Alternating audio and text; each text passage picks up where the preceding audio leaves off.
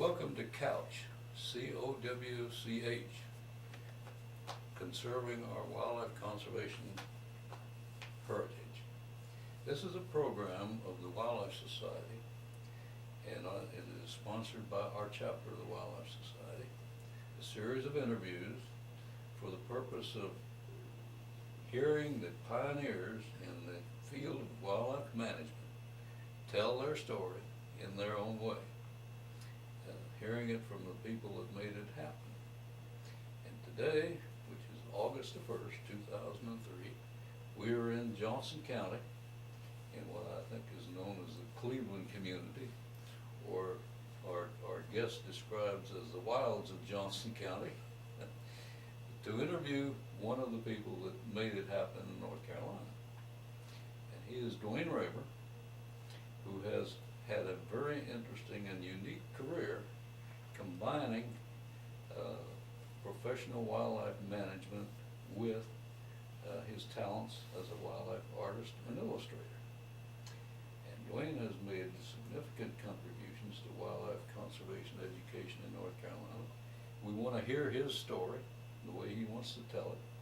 And so I'm going to introduce you to Duane, and Duane, you go ahead and tell us about your career. Oh, thanks, Bob. I begin to wonder, you talk about the old timers, and I guess I'm about as old as any of them. No, it was kind of a toss-up back in 1949, 48, 49, when I graduated from Iowa State. It was Iowa State College back then, of course, Iowa State University now.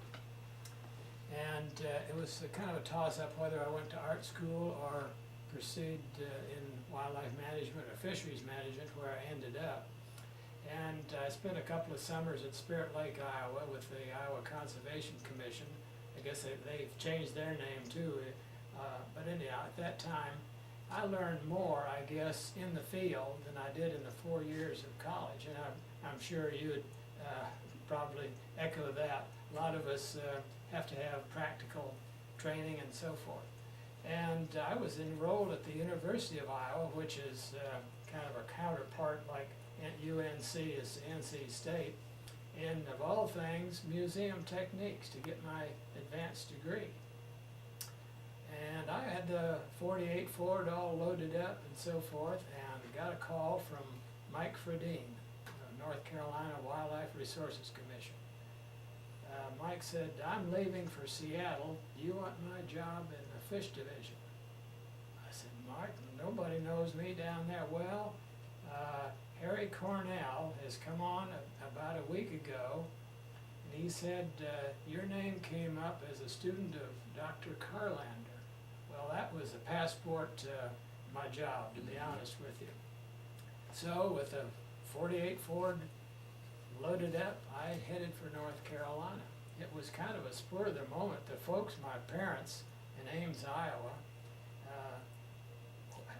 "Why in the world are you going down that far? That's 1,200 miles, we'll never see you again," and so forth. But it was a decision that I've never regretted. It was one of those things that I don't know that we've ever been to North Carolina before. And I talked to Harry Cornell on the phone, and he said, "You be here on the 8th of February, this was 1950. And I said, "Harry, it's, I guess I called him Mr. Cornell or Dr. Cornell then, but I said, that's a long ways in a short time." "Well," he said, "we want you on the job on the 8th of February. So I got in the car and drove through high water in Indiana. I remember those February snowpack floods, and pulled into Raleigh, North Carolina, I think on the 6th of February. And lo and behold, across from the state capitol building was a fellow mowing grass in the First Baptist Church yard. And my goodness, I've hit paradise. I left snow up to here, and it was 32 below zero when I left Spirit Lake, Iowa in early February, or late January. And I think I've made the right decision. So, and Harry Cornell had been on the job only about 2 or 3 weeks in the fish division.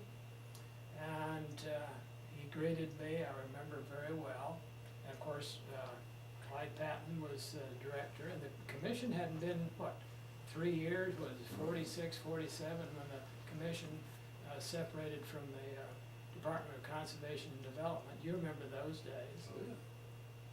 So it was, Harry said, your office is in the basement of the education building.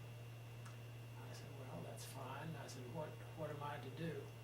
And he reached over and picked up a packet of scale envelopes, fish scale envelopes that had been collected over years. He said, I want you to age every fish from those scales. There must have been 300 little envelopes there with names that I didn't recognize, Ed Husky, whoever sampled the things. Fortunately, I had a good bit of experience in age growth back at Iowa State. And I said, well, where's your scale machine that I project these? Oh, I said, I don't know what you're talking about. I said, well, how am I to, well, he handed me a binocular microscope and said, there's the desk, you go to work. So, and to make a long story short, here was Garland Avent and Dave Nolan. I don't know whether those names, I guess, kind of ring a bell with you. They do. Dave was across in the desk, here was Garland across the other way, and we got acquainted very quickly. And up on the, I guess was the 3rd floor in the education building, 3rd or 4th, can't even remember. Gene Schwall, Patton, Hayden Knowles, I guess Frank Barrick was on the job at that particular time. So that was my first assignment, so to speak. And fortunately, I had enough experience, I guess, and nobody ever knew the difference. I told somebody, you surround yourself with people who know more than you do, but don't let them find it out. So I went through about 200 scales and age and growth, and it had never been done before in North Carolina, as far as I know. And one thing led to another. That was in the winter, of course. The next, in the spring, probably March or April, Harry Cornell handed me a list of 23 lakes and reservoirs. He said, I want these all surveyed by October 1st. I said, who do I get to help? Well, you go out to NC State College, he called it at that time, and you pick out a crew. Well, I could barely find the campus, let alone know who I was to select. And I went to Fred Barkalow, as I remembered, and I said, Dr. Barkalow, I need 4 graduate students or undergraduate students in fisheries management to help survey some lakes. Well, they said, we have a fellow by the name of Gene Hester.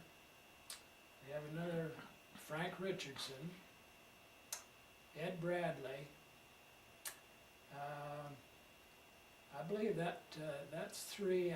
I'll try to dig up a 4th one if you need 4.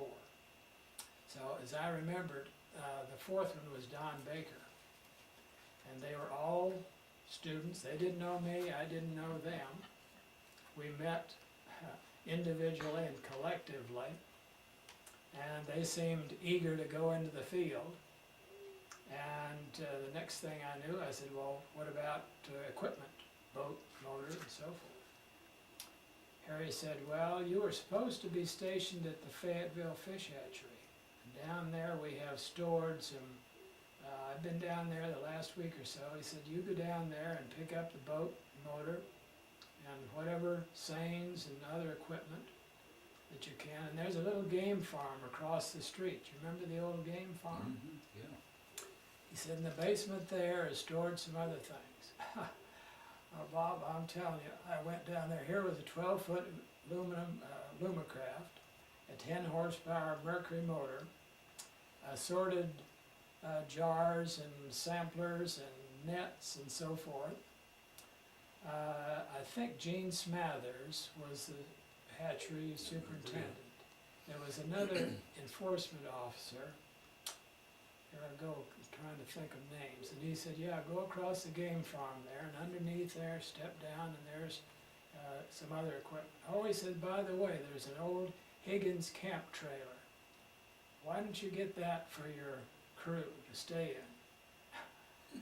I opened the door there, you thought you went into one of the pyramids. It was musty, moldy, but it was usable. Now, the crew that I selected, those 4 boys, never forgave me for having to sleep in that. Here I was in the hotel when we went to the various lakes and so forth. But they were a good crew. Never a moment's trouble with any of them. Bill Ellis was a fishery biologist that was on the job about the same time. Very few biologists were on the job when I came.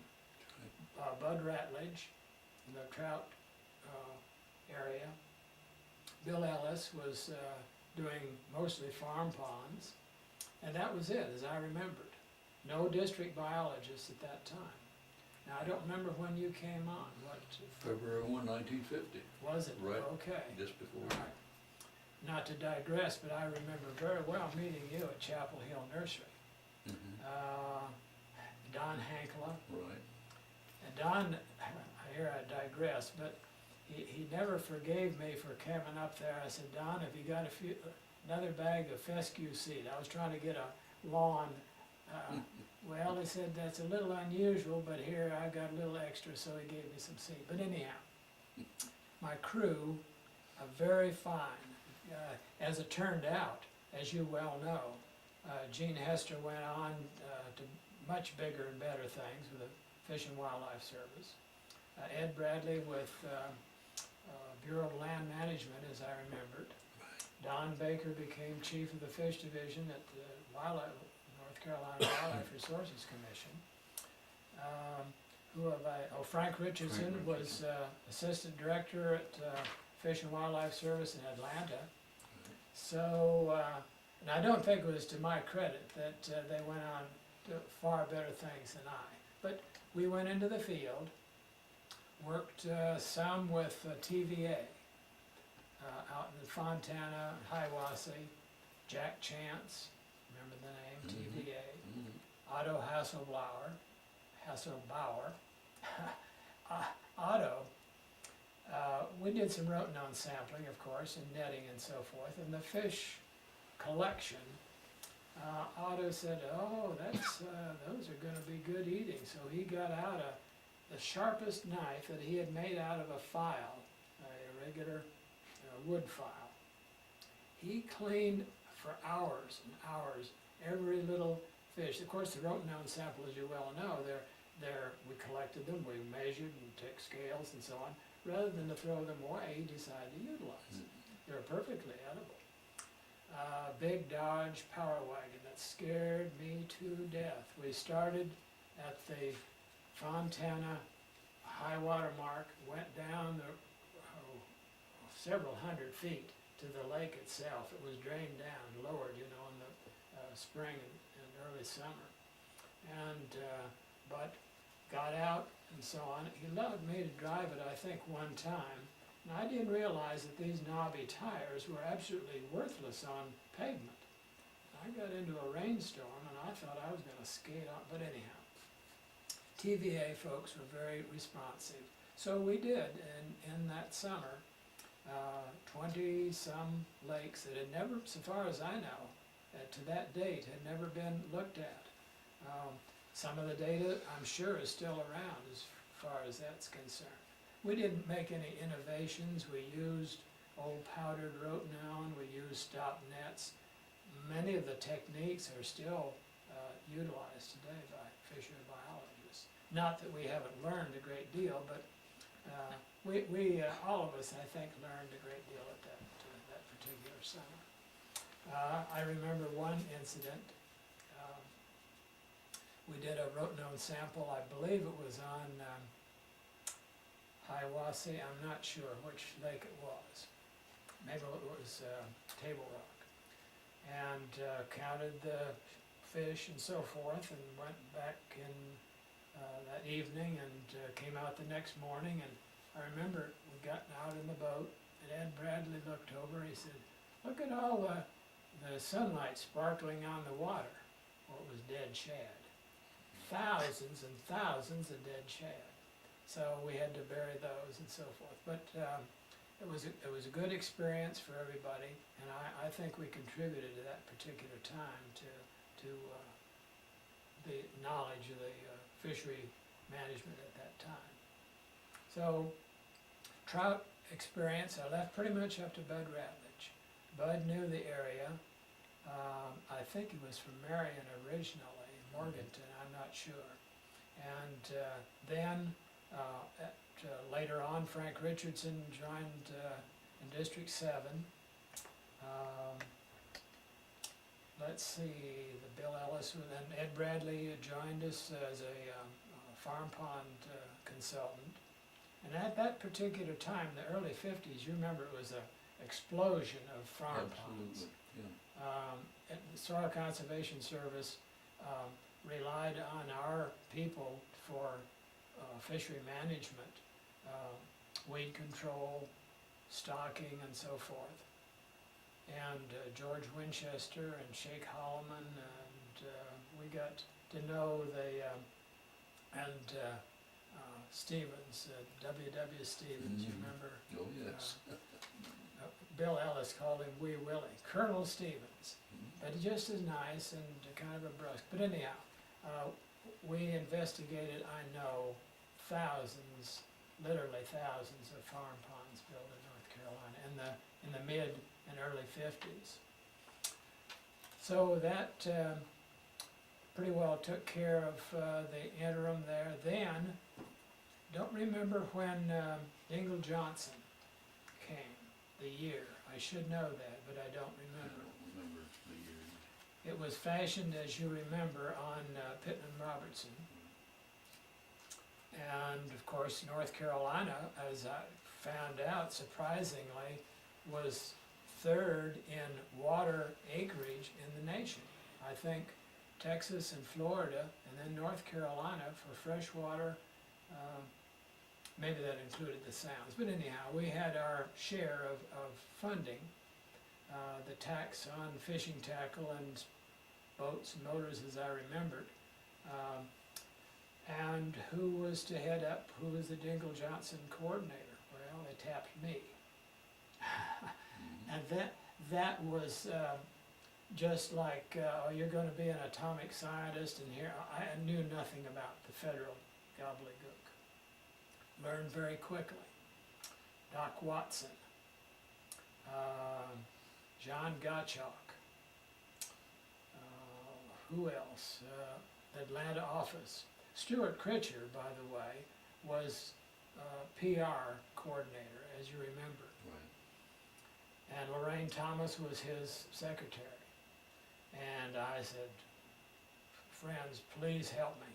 And he handed me the rule book, the PSNA and the federal bureaus and so forth. And I had to learn very quickly. Mr. Patton, so far as I know, I never called him Clyde. Did you? Did No. you ever? No, I don't think any. I heard Harry Cornell call him Clyde Yeah, one he did. time. He did. They were at VPI, I guess is a little closer. But anyhow, Mr. Patton said, you take over the federal aid program, the fish division, but he said, I don't ever want to hear disallowance. In other words, you fashion the programs and the projects where you don't get any disallowance for the, well, that was virtually impossible. And Doc Watson would come up and we'd inspect the situations. Gene, another, I should know the name, terrible, I'm sorry about that. Anyhow, they helped me a great deal from the Atlanta office. So the federal aid program went, I think, reasonably well. It had to be fishery management rather than education in those days. Right. So we geared the trout program and this on striped bass, Weldon Hatchery. Let me digress there for a minute. The Weldon Hatchery was a Fish and Wildlife Service hatchery. striped bass. That was before Carr Reservoir was constructed on the Roanoke River. Right. Harry said, you go up there at the Weldon Hatchery and we're going to open it next spring. I guess this was about 51, 52. Fish and Wildlife Service doesn't want it anymore. You go up there and meet with Fish and Wildlife Service representative. Drove in at the hatchery grounds, and here was John Asbell. I guess at that time, John was certainly in his 60s. Said, well, let me show you around the hatchery. Well, actually, it's one big building, as you well know, one big room. We went in, and I looked at the floor, and it had inch openings, every board an inch openings. I said, John, what's the deal here? He says, that's to let the water out. And he pointed up on the wall. He said, that was 1934, that was 1937. Water from the Roanoke River before Carr Reservoir had flooded the hatchery repeatedly. Oh, I began to wonder what in the world we had stepped into. And that was the last, as far as I know, that I ever saw John Asbell. He said, it's yours, here's the hatchery jars, here's the water supply, here's the tank that the water comes in from the town of Weldon. That was it. I felt like a babe in the woods. Weldon Hatchery was like Siberia. None of our biologists, once they were there, they hated to go. But it was a fairly successful hatchery. The problem, of course, was that the big female and the smaller male striped bass were caught primarily with bow nets at night. Bang, bang, bang, 3 o'clock in the morning, here came Clyde Etheridge with a 30-pound striped bass. We had to strip that bass, fertilize the eggs, put them in the jars, and go whether it's 3 o'clock in the morning or noon, and go back to sleep. No matter, then you get back to sleep, and here somebody else came with another big striped bass. And this was a seasonal operation that This didn't was- last too long. Yeah. This was the last of April and the 1st of May. Right. By May 15th, they were gone. Yep. High water flooded there and came up and went down and so forth. Carr Reservoir, as I remember it, was constructed about that time.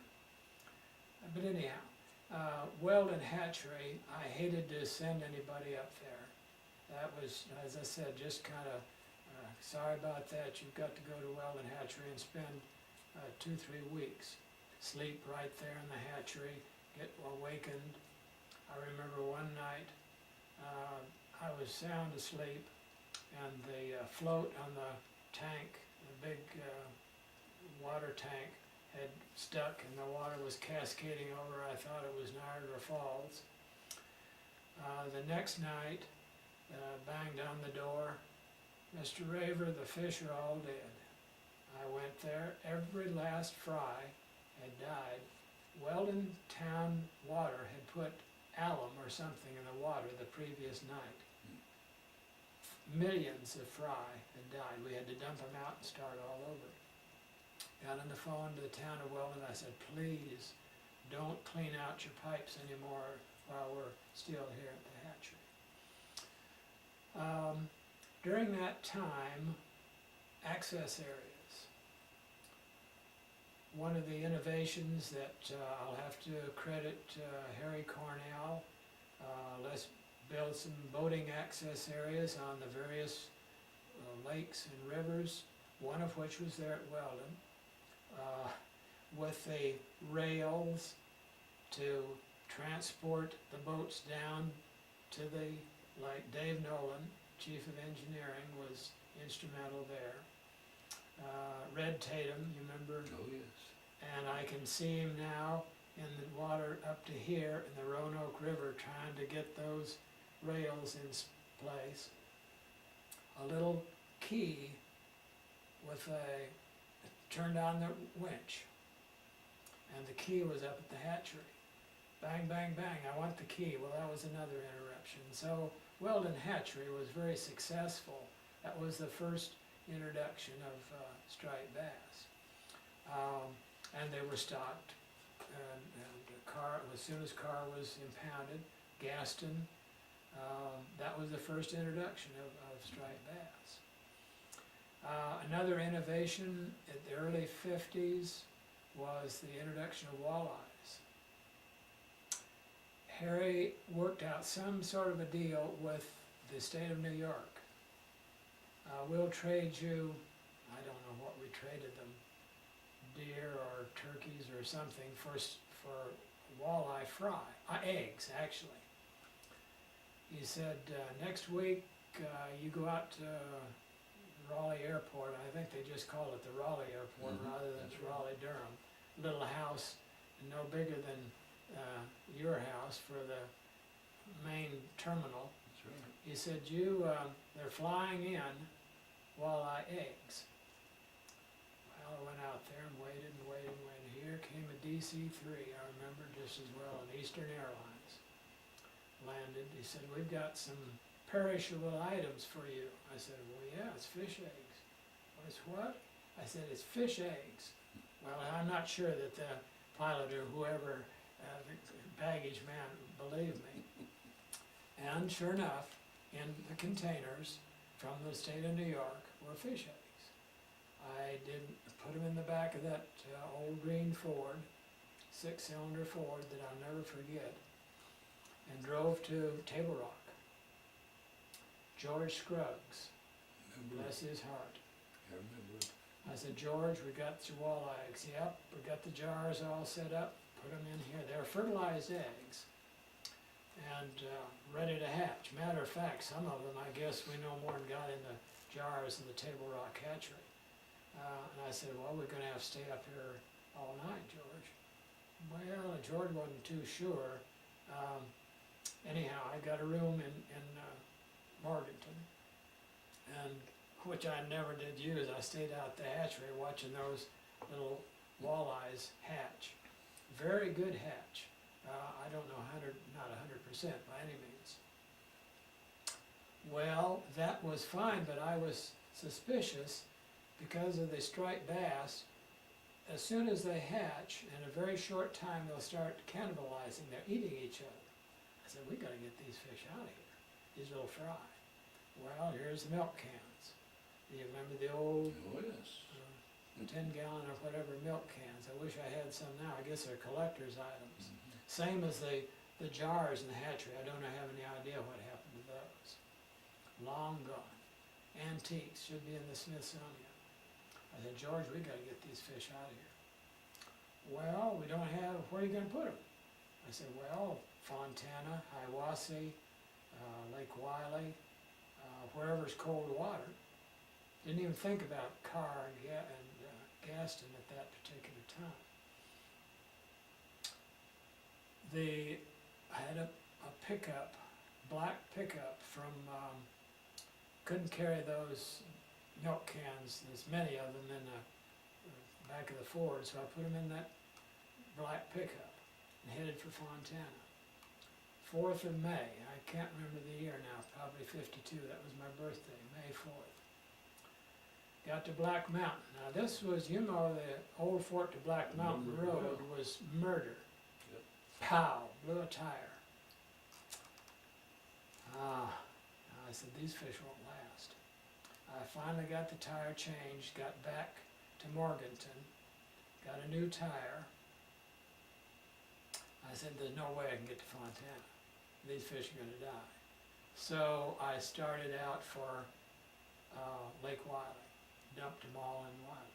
Actually, they never did do well there, but that was one of the adventures of stocking those walleyes. And today, of course, they're fairly widely distributed, but that was the first, and it was a wise move. Frankly, of course, I've been familiar with walleye culture from the fish hatchery at Spirit Lake, Iowa. And we had, I think, had pretty good luck at that particular time. So that was, then the farm ponds and federal aid projects, consumed the sixties, the fifties. In 1960, in the meantime, very soon after I got on the job, they found out that I could do artwork. Do a cover. Well, I said, gee, I don't know, what do you want? Well, just go to Win Donay. Mhm. You remember Win? Yep, sure do. Digress one more time. When, one afternoon, I was in their office, he said, we gotta figure out a logo for the Wildlife Commission. I said, yeah, what do you mean? Well, he says something like this, Wild